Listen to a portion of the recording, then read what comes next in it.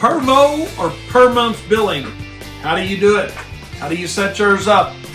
Hi, my name is Wayne Vose, Profits Unlimited. I've been a business coach since 1990, and I've helped thousands of contractors all over the United States and Canada. And one of the biggest questions that we have from mowing contractors is, should I go on a per mow cycle or should I be on a monthly billing cycle with my customers?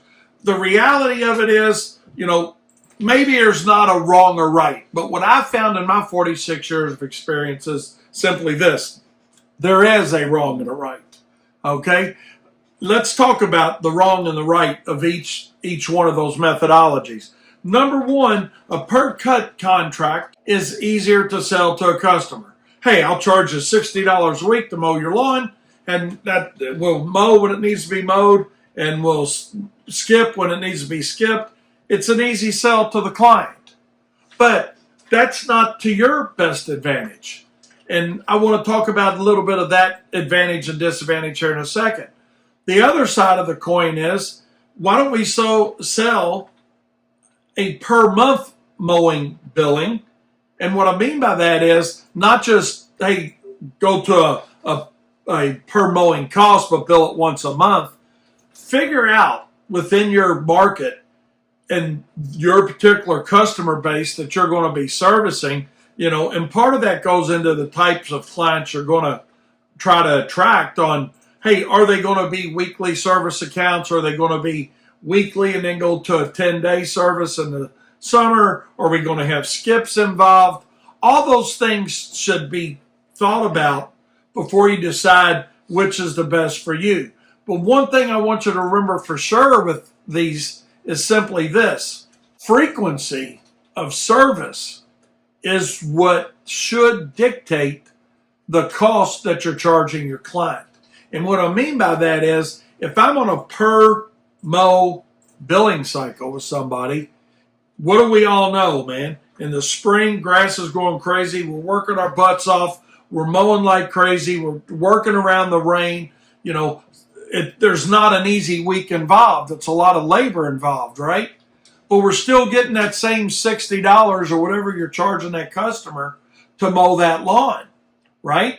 And then when the summer rolls around and it starts slowing down on the rain a little bit, grass slows down, you drive by to cut the yard and there's Miss Smith out there. Whoa, whoa, whoa, whoa. You think the yard needs to be mowed today? Skip me. Come back in 4 days, or skip me this week. Catch me next time. I guarantee you've heard that. When's it your turn to make some money? Because in the spring, you were mowing your brains out, right? Double cutting, triple cutting, blowing, whatever you had to do to make it look right before you left. And now that things have slowed down and you can get in and out quicker, Miss Smith's running outside saying, skip me this week.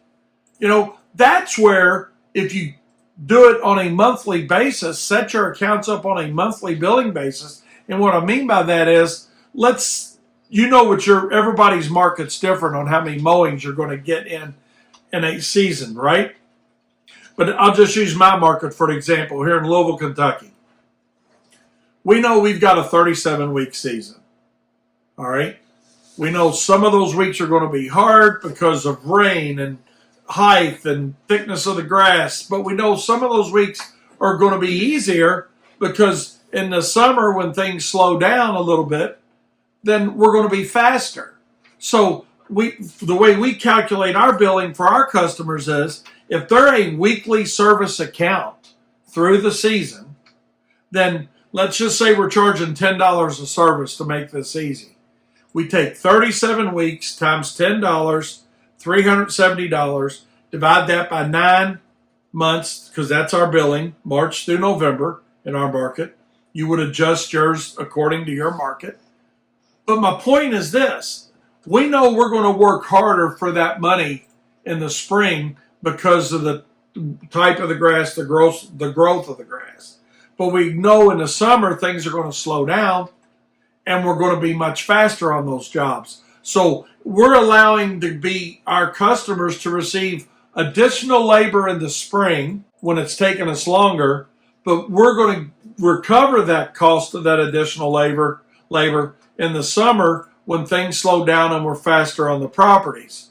So that's why I say frequency has got to dictate the cost. Because that in that same example, if you're charging $60 a mow or whatever that price may be, and you're putting all that extra time in the spring, but you're having to skip because they don't want the yard mowed in the summer, then that $60 cut maybe should have been a $70 cut or something above and beyond what you were actually receiving. That's the whole point to per mow versus per month pricing for your customers is, hey, you the contractor are willing to let it average itself out.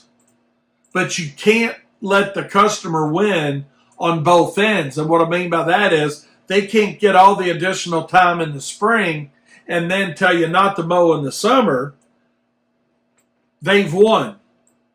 It's not there's anything wrong with your customers winning, but in business, it's got to be a win-win for both people involved. So if you're going to reduce the frequency, be sure to increase the cost of the mowing, because if you don't, you're the one that's going to lose in that situation. You know, per month may be a little bit harder to sell initially in your mindset, because people are going to say, well, my yard doesn't need service every week. Well, maybe now you're servicing the wrong types of accounts. Maybe you need to start looking for people that have irrigation or people that are going to water, people that are on fertility programs. Okay? Now, the summer for most markets is slower growing grass. Whether you're in Michigan, Maine, or Florida, or out west, going to California, as far as California, and everybody in between. But what you have to do as a business owner is understand your cost per hour of operation, so you understand that frequency of service is what's going to dictate the cost of the service. So even if you're on a monthly billing cycle with somebody and a monthly charge for that service, what you need to do if you're going to have skips is, or not skips, but maybe you're going to, or let's just go with skips. Yeah, you're going to have a skip in July and August and June maybe, or September, whatever is appropriate for your market. If you're going to have those skips, like for an example, in our market, I said we had 37 mows, right? If we cut something down to 32 cycles because of the type of grass, no fertility program, no irrigation, that's going to be a different price we're going to charge for those 32 services than we are if someone goes on a 37 mow cycle. So figure out what your normal mowing cycle is, set it up on a monthly billing with your customers, explain it that, hey, in the spring, we're going to eat the additional labor. In the summer, when we're faster because it's not growing as much, it's going to balance itself out. It's a win-win. We're just going to keep your yard looking professional. Isn't that what you want? If they say no, then you're at the wrong house. You need to move along. But the answer is you're a commercial service, you're a professional service. Offer that service to your customers, but be sure to cover yourself on the weeks that may or may not be skipped. And do that in the beginning of the year. Have that frequency predetermined in your service agreement with your customers. Hope this helps. Got any comments? Be sure to comment below, subscribe, and we'll see you next time.